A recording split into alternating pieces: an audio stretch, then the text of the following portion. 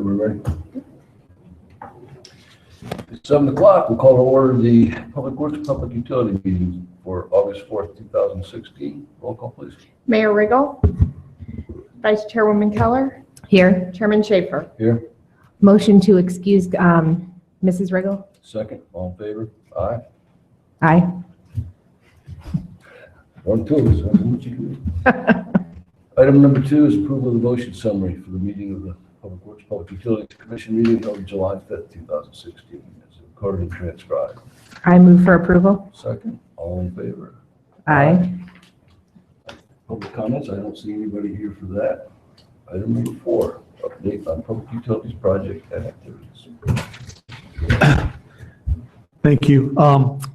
Linda sent out the report, so I can answer any questions on that. A lot of it was discussed briefly at last night's CIP meeting. The one item I do want to call out is the last few pages of the report that was sent out. I attached a copy of the AMI report that we can view, the city can view on a daily basis with all the different meters that we have in place. I attached an example of one that is of normal usage. You can see that was the first one.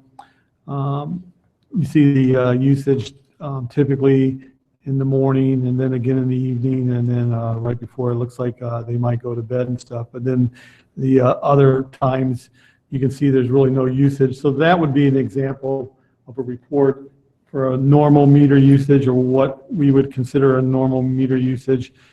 Therefore, no alert would be attached to that account number. The second one I attached is one that we actually we get an alert on when it shows unusual consumption.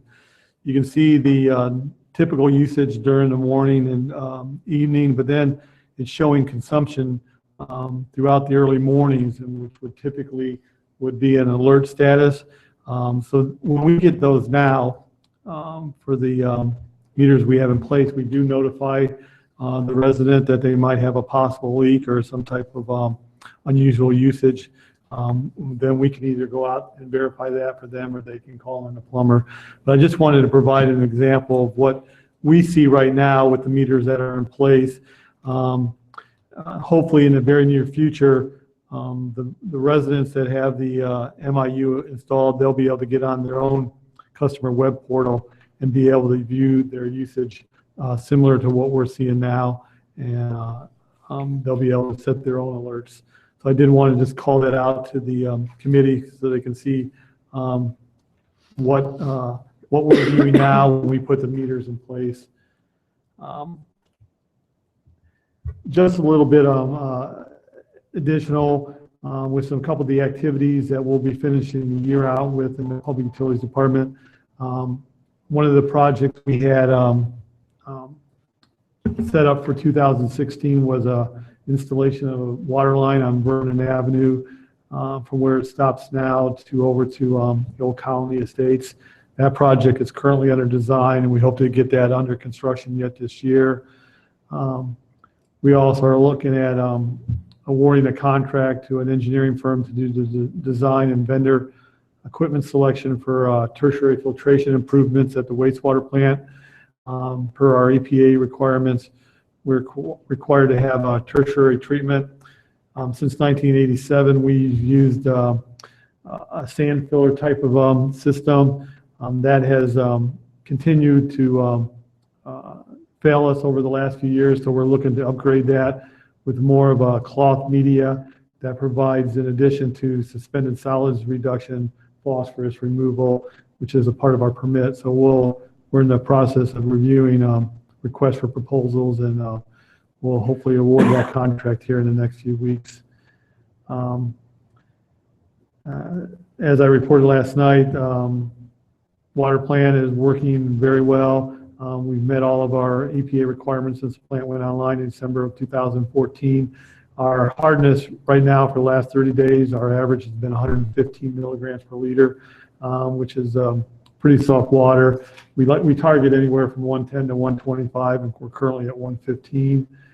Wastewater plant, we've had 0 violations of our MPDS permit in 2016, and we're still continue to haul of our sludge up to the biogas facility, and that has worked out real well for us in terms of our disposal of sludge and the reduction of sludge odors at the wastewater plant. I'll be happy to answer any questions you might have regarding any of the projects or activities. Where are we at with that education center? We are actually on October. I just got an email from the design company. We're actually going to get a 3D model of the education center and the 4 different exhibits on October 12th. I'll be able to share that with the city manager. And then once we approve of that, the exhibits, we'll authorize them to start the fabrication, and then that will take 4 to 6 weeks, and then we hope to get the center, all the exhibits installed by the end of the year, and then shortly thereafter have a open house at the water plant. I have a question, and I wanted you to address a little bit of that Aaron Brockovich article about the water contamination, and I think there were some old numbers being used in some of those reports, and so I was just kind of hoping to get an update on the new water plant and what we were able to achieve regarding those numbers. Well, as you probably saw in that report, and I know I sent Tom an email regarding that, I think he forwarded on.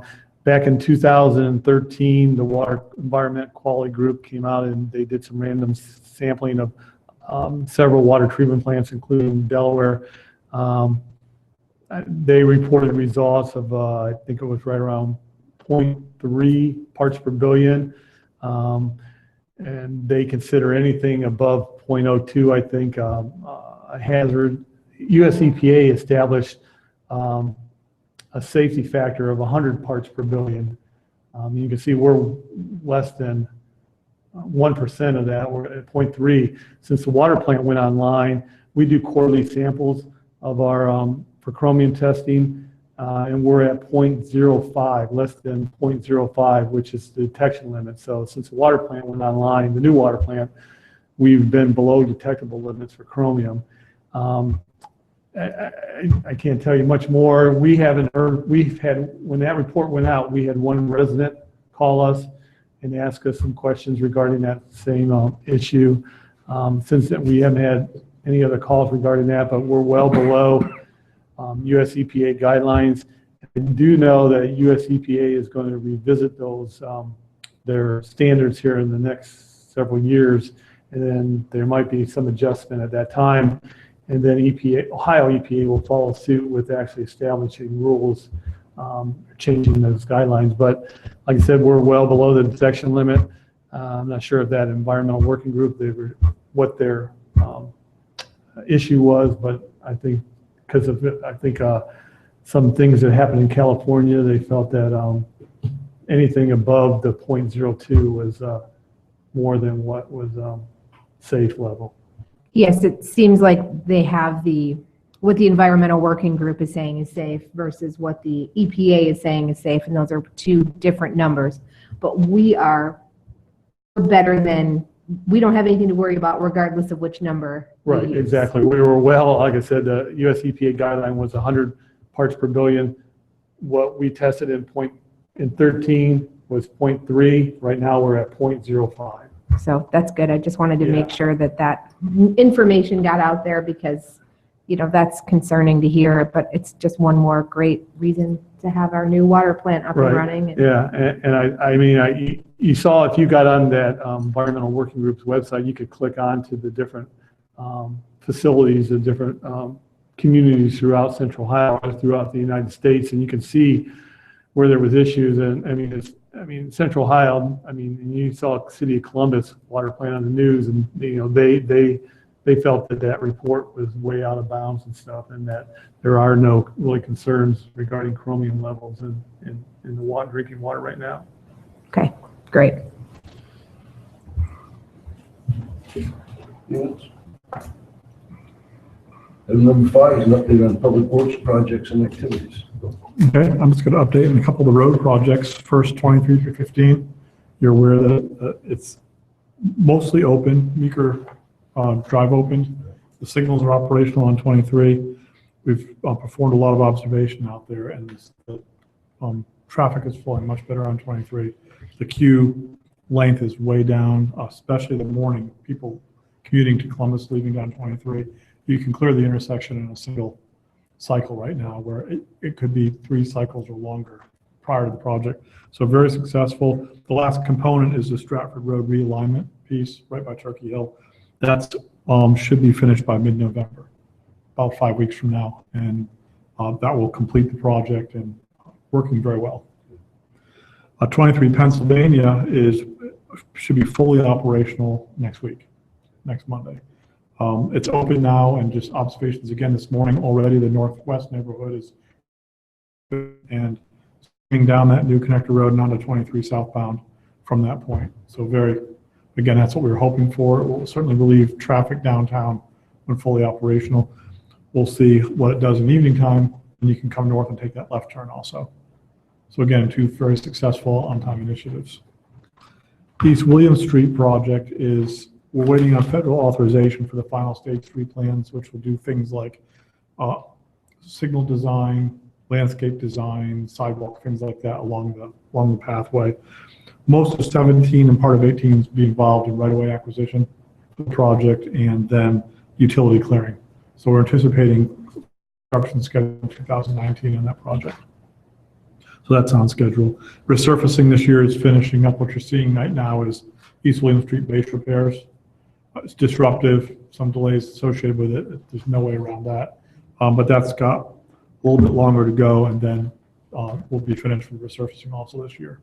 That's the main projects that we have. I also understand Panhandle Road Bridge, the county's in the final stages of final punch out and verification. Our crews have been out there looking at the signal, and that's anticipated to open within 2 weeks, maybe even as early as next week.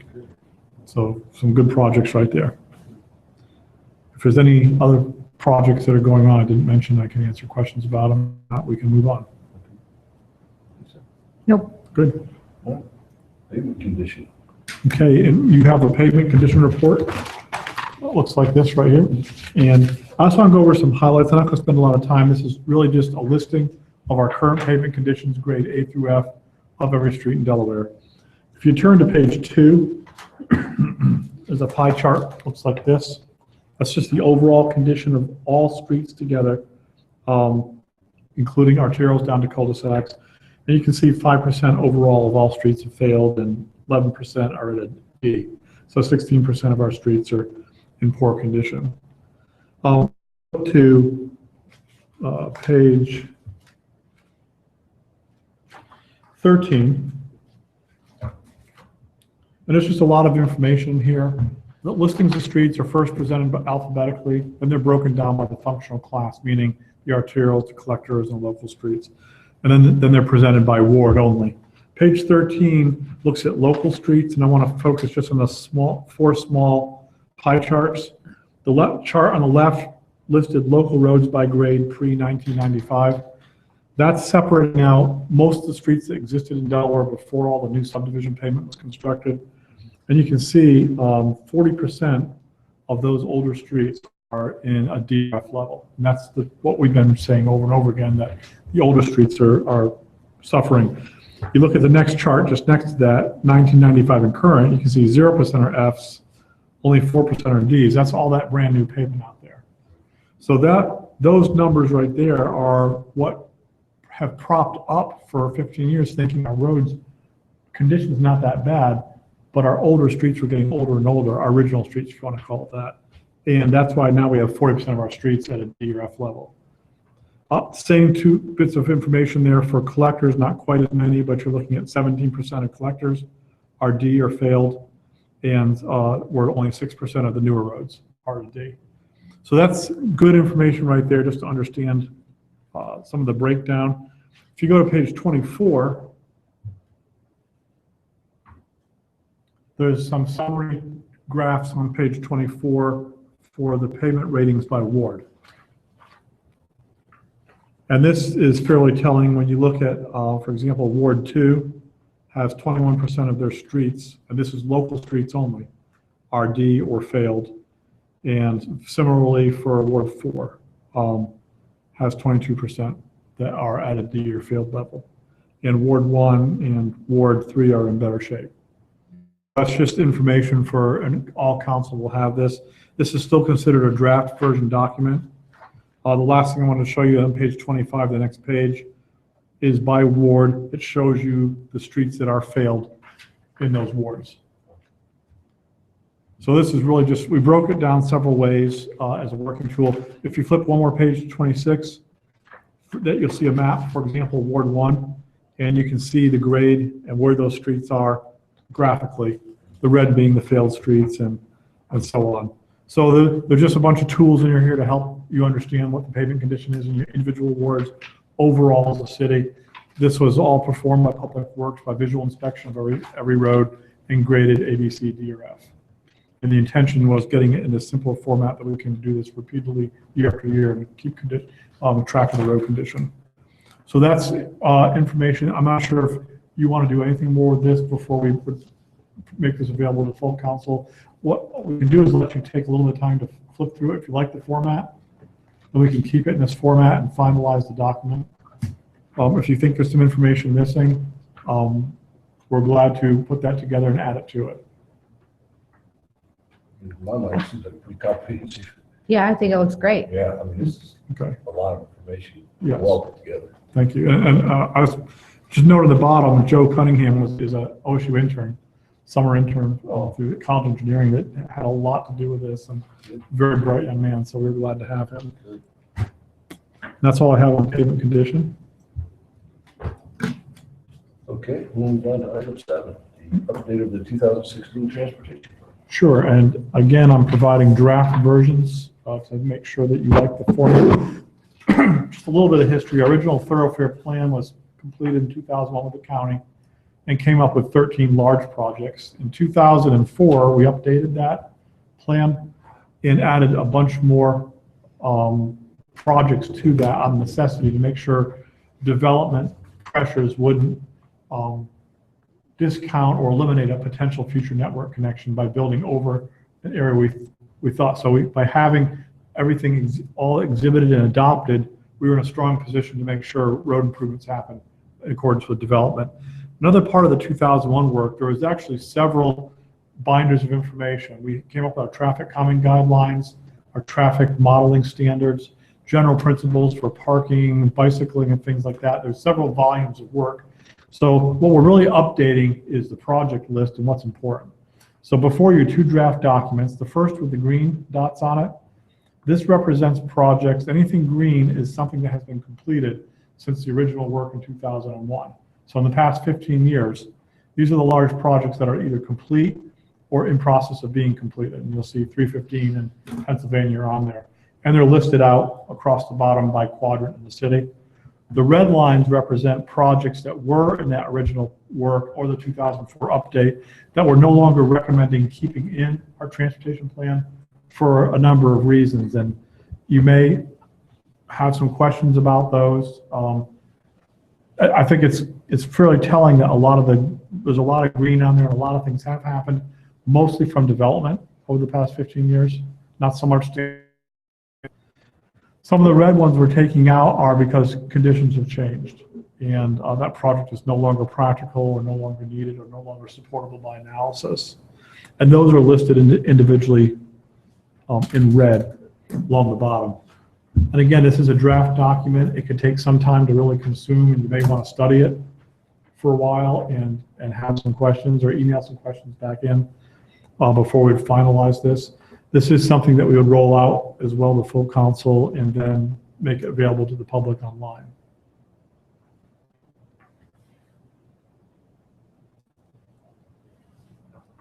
The companion document that goes with it is the second sheet with all the red lines. It's all red. These are the remaining projects that we're adding to our 2016 transportation plan. And if it's a circle, it's an intersection, we see improvements needed at. If it's a dashed line, it's a new network connection. So you can see, for example, what we call the bypass Lisa on the northeast side. It's listed as NE2 and NE1. That would be a bypass from 23 around to 36 on the east side of town. And the dash would indicate it's a road that doesn't exist. A solid red line indicates an improvement to an existing road. Could be lane widenings, reconstruction. So again, you can see West Central Avenue, West Central, and West William Street both show up largely as solid red lines because of reconstruction proposed and needed along there. So if that makes sense in the format we're presenting it, if there's some specific questions that jump right out at you, I'm glad to try to answer those. Specifically in the area of projects that are being proposed to be taken away from our transportation plan. And I will say too that we're trying to keep projects in there that we think are feasible and attainable in a 20-year horizon, not projects that both the city and county collectively have agreed it's not in a priority that's going to occur in the next 20 years.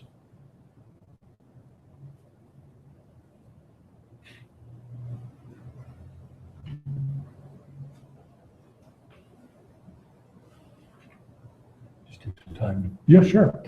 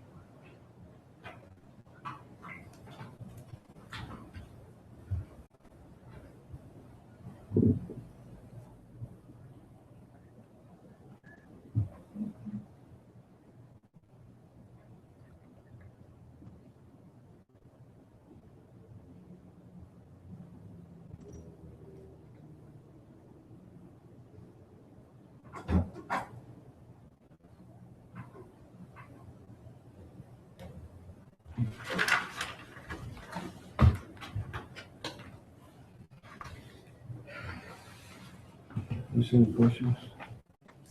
Nope.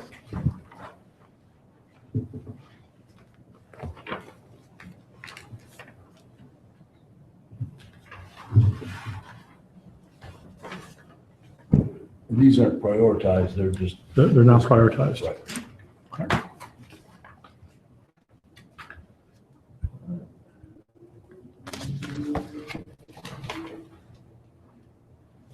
Pass this out, I'm assuming you want. We'll talk about that as Okay, well. then Yeah. do that next. Yep, yeah, if there's nothing else with the transportation, again, it's draft, so take time if you want to study it some more, if you have some questions about presentation. I mean, they both look good to me, but, I mean, I'm okay with taking a little more time. Yep. We're not in a hurry on it. Right, right. We're just trying to update it, especially, we're trying to remove a lot of the projects that have been completed, so it's not a cluttered plan. Right. And make And sure all it's the correct. projects that we have listed, I haven't found them all yet, but all the projects we have listed as part of our moving going forward, they're all. They're all elements of that. That's why we keep saying these are like the top 7 of Yeah. 60 projects. Right. Right. Okay.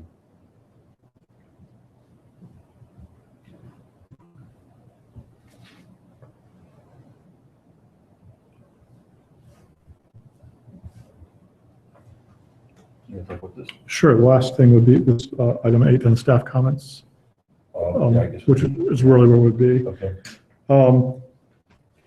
I'll talk about this one first. This is directly from Lisa's comments last night's meeting. What I provided for you is the current section 909 sidewalk rules, or rules for regulations for sidewalk, curb, maintenance, repair. This is the basis of where Safe Walks comes from. These are the rules Safe Walks itself is a program developed out of the code that requires sidewalks to be repaired.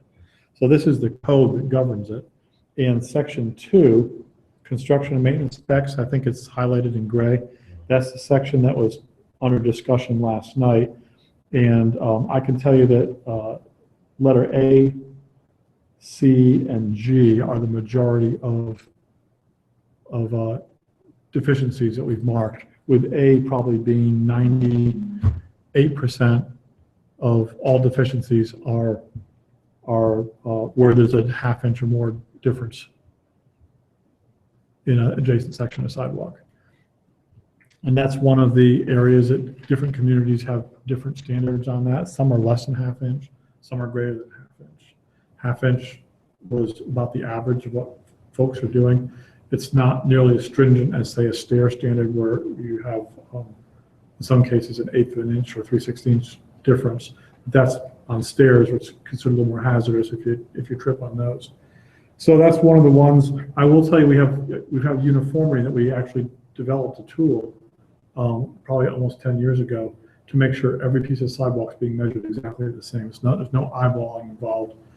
The tool will tell you if it's a half-inch out of compliance or not. If a piece of sidewalk, if 3/4 of it is within compliance and just a corner, we've used a lot of judgment in the field. The sidewalk wasn't marked as being out of compliance. So there is some definite judgment goes on in the field. But these are the set of regulations. That is just the criteria for deficiency, but the whole 909, 909 section talks about why we do sidewalks and the process to go through, the process for evaluating. So that's what you wanted some time, I think, to look at, and we can bring that back to the next Public Works Committee. And if you have some specific questions in the meantime, you can get them to us, and we can come back with more formal responses on some of it. But certainly, this was adopted more than 10 years ago, and like any good section of code, it should be up for at least review to make sure it's current with our practices and what the expectations are in the community. Mr. Schaefer, if I may. I think that the teams did a fantastic job out in the field, and certainly worked hard, walked a lot of miles of sidewalk. What I was thinking perhaps moving forward was specifically the requirement of the half-inch, I think it is, Mm-hmm. and perhaps offering more leeway there. But I'm not an expert in sidewalk tripping hazards, so Right. kind of looking for kind of how that standard was arrived at and what would be the impact if we went, maybe less strict. Sure, and less strict might be adopting a 3/4 inch tripping hazard instead of a half-inch tripping hazard. How it was adopted was we just looked at what the sidewalk standards were. And so largely at the time, 10 years ago, Westville had, and Columbus had the two largest sidewalk repair programs. So we spent a lot of time looking at theirs. But everyone who had one had what they call a tripping hazard dimension. Half-inch, 5/8 inch, 3/4 inch. And we landed on half-inch after a lot of discussion, thinking that's not too stringent, being like a 1/4 inch, because sidewalk, concrete work in general, a half-inch is the minimum tolerance. Anything within a half-inch of work is considered tolerable. So we said, well, let's not be any more stringent than what's tolerable for concrete work. Some communities have larger tripping hazards, 3/4 inch or even larger, thinking that, yeah, you might still trip on it, but it's not those 2-inch sections of sidewalk that you're going to trip on. So what we could do is re-poll all of us, because most communities now around us all have sidewalk programs. We could take a look again at what people's criteria are and bring that back and say, look, most people have moved towards a higher a taller tripping hazard, and we may consider that. The implications are just more people will trip, probably. But is more people like 2 more per year, or is it 200 more per year? And that's one of those intangible things. I would say that a lot of the walk out there was just at or under a half inch, and they're all in place. And most people think our walks are 100% better than they were when we started the program. So there's a lot of like half inch or just under tripping hazards out there. No one's really complaining about them. So would people have a real beef if we went up to 3/4 inch? I'm not necessarily sure that would be a really bad thing. I just like to try to keep within the flavor of what all the other Yeah, communities we are just know doing. what the other communities are doing. Yeah. Pick something mid-range. Right.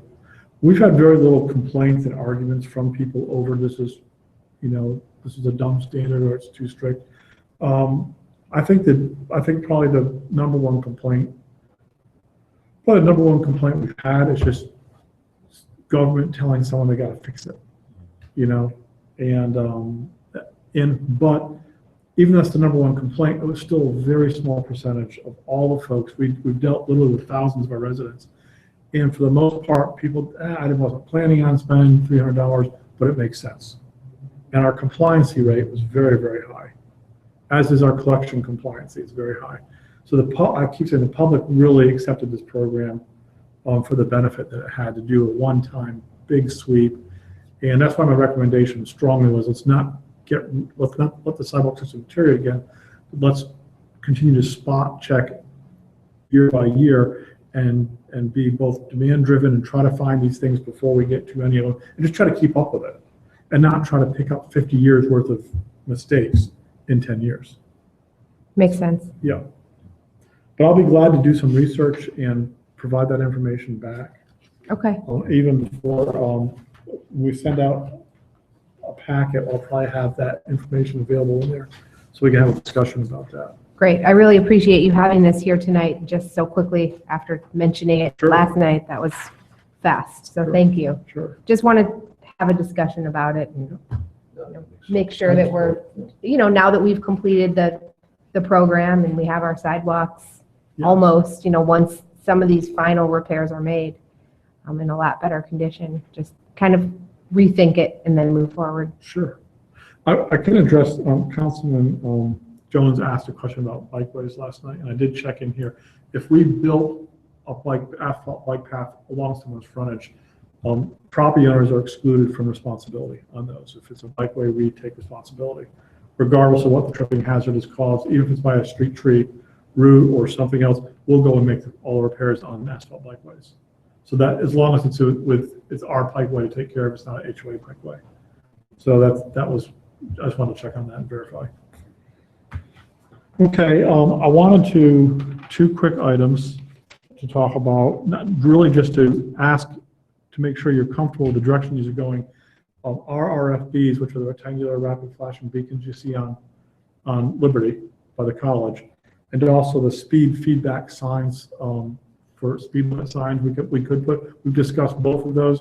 We need to have policy in place regarding these, and we are proposing to run these things through the Parking and Safety Committee in terms of what would be, when I say policy, to put those speed limit force feedback signs are about 4,000 to 5,000 a piece.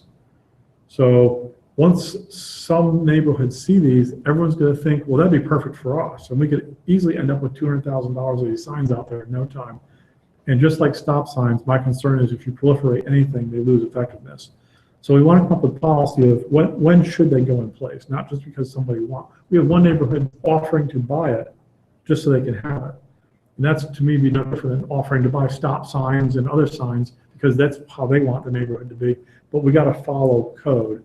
And so we want to have some time to develop some sensible policy about when we think those next higher level of devices, there's no doubt they can be effective, but you put those things in a neighborhood where the average speed is 27 miles per hour on 25 mile per hour road because it might appease somebody. Or do you say, no, if the average speed isn't at least 30 miles or 32 miles per hour, we really don't see that going in because you'll take away the real value of it where they're really needed. A couple thoughts. Maybe Genoa Township has some policy that we could borrow because they have these signs. That's kind of what gave me the idea. Okay. And the ones that I've seen, they're actually in my mother's neighborhood. They're not always there. So they move around. Okay. It's not, I don't know how they have the device, but it seems like it's a taller than normal speed limit sign Right. with something that's kind of attaching underneath it. Well, minimum, we're proposing piloting in 2017. We want to definitely take this one, you'll see it in the budget, and pilot it in various neighborhoods and move it around. The concern we're having is folks will see these and put requests back on council, hey, we want permanent signs because they're going to perceive that this makes it safer.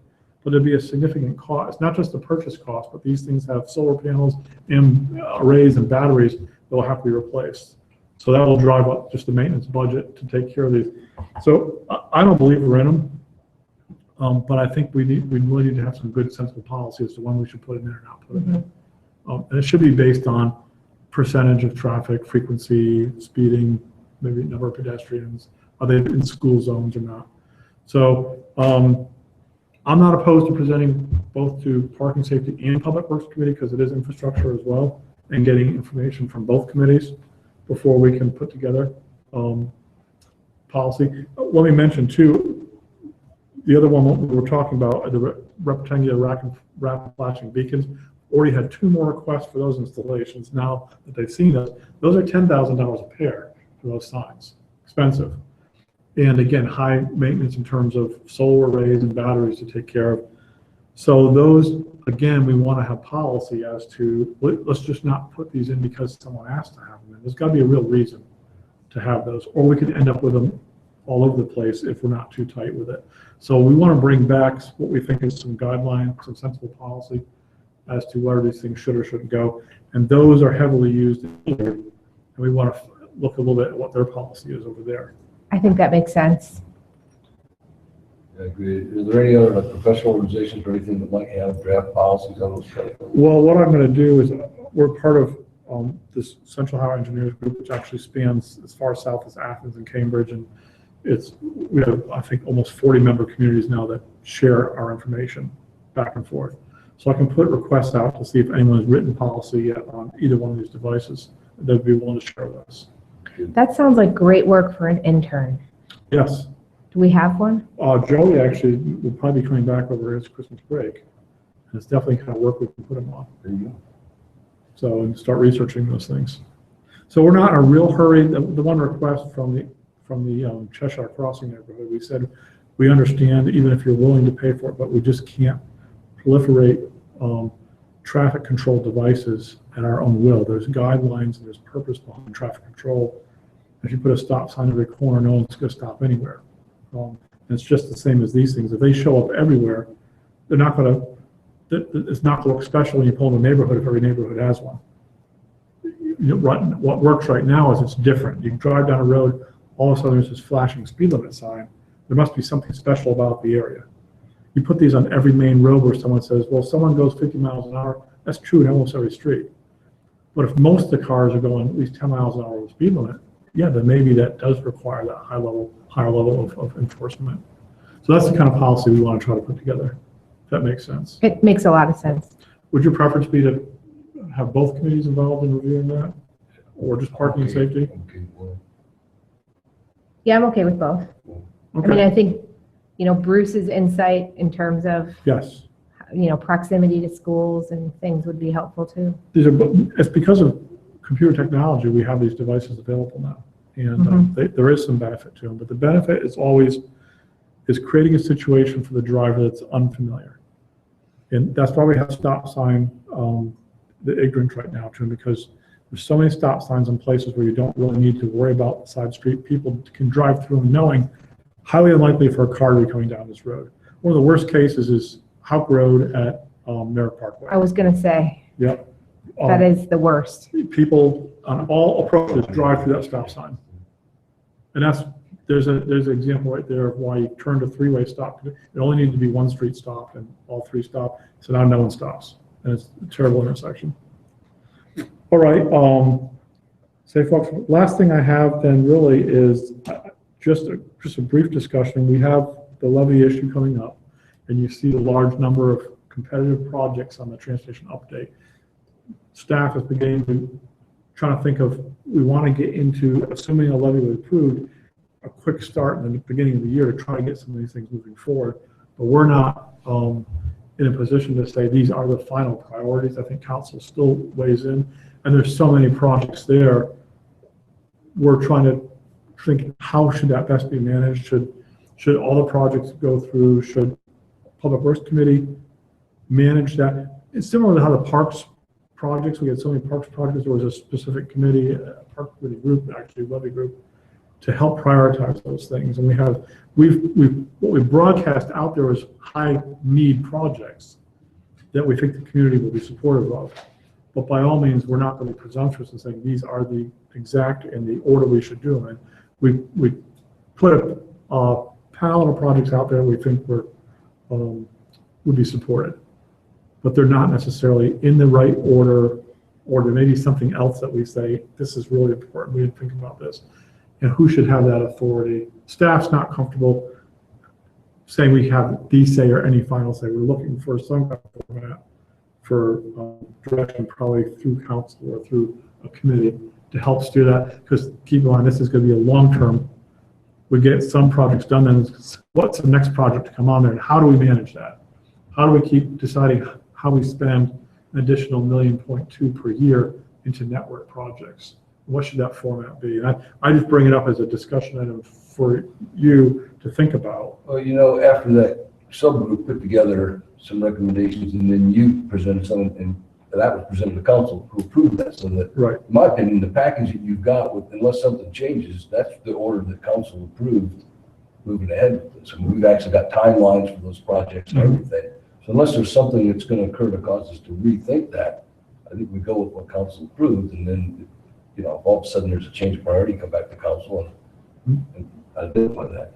I'm hesitant to form another committee because I feel like we have so many committees. I mean, I think that's something that might naturally, if there was a change that needed to be made, might naturally fall on this committee. I would agree. Yeah.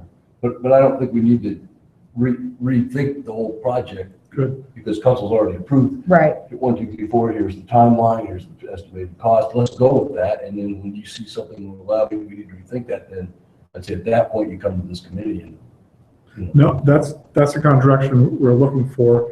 And that, you know, that's why we update these transportation. So you always have the most current information in front of you. So let's say it's year 2 or 3 after a levy is approved, and it's something that's really important to your ward. You say, I want this project advanced. Can we fit that into the schedule now for construction in 2022 or 23? So you have good information in front of you also. Or it could be something with the pavement. You can say, let's put more towards pavement over the next 2 years because we got some real needs in Ward 4. So that's my job, I think, is to keep the most current information up to date across the broader infrastructure so you can make logical decisions and continue to steer. But we can certainly work with the original palette of projects and say, this is what we're telling the people, this is exactly how we're going to deliver them. And I think it makes sense though, when we have this committee meeting, let's assume that the levy's approved and we're moving ahead. We should probably get an update on that at this committee. And then that way, if you say, you know what, we suddenly become aware of a big problem over here, then we can discuss, okay, do we want to change priorities or change the percentage of, you know, what's going to maintenance versus what's going to new construction or whatever. So if we stick with that plan, but give us updates so we have the option if we need to go back to council and say we want to make a change. I think that makes sense. Well, we could actually add, assuming the levy's approved, we could actually add a standing item of road levy project update. So every 3 months you're getting that I update. think that makes sense. Let's makes hope we're there, hope we get that opportunity. That way, what I fear is if we add another committee, then we're going to Yes. lose that level of hands-on, and it's going to be one more thing to keep track of that Right. I think we can handle it. Right. Well, Yeah. I think if it's constantly changing, people are going to say, wait a minute, you kind of Right. presented a plan to us and we approved the money. Now all of a sudden it's completely different than what we thought we were getting. So, I mean, obviously there's need for change, but let's not redo the whole Good, plan all over again. excellent. Okay, that's all I have for tonight. Right? No, I'm good, thank you. I'm good. Any more comments? I'm just always impressed by the work, the preparation that you put into these meetings, and you make being on this committee very easy because everything is so well prepared and so well presented. So thank you very much. I agree. I think most people have no idea all the stuff that goes on. I mean, we take for granted the roads and the water and the sewer and all that stuff. People have no idea all the work that goes in. So I agree. Hats off for all you do and all your staff does. Yep. It's great work. Yeah, we have very solid staff across the city that makes this possible. Nothing else? Is there a motion to adjourn? So moved. We are adjourned. And it's 7:45. Yeah, that's just me. I can't wait for someone else.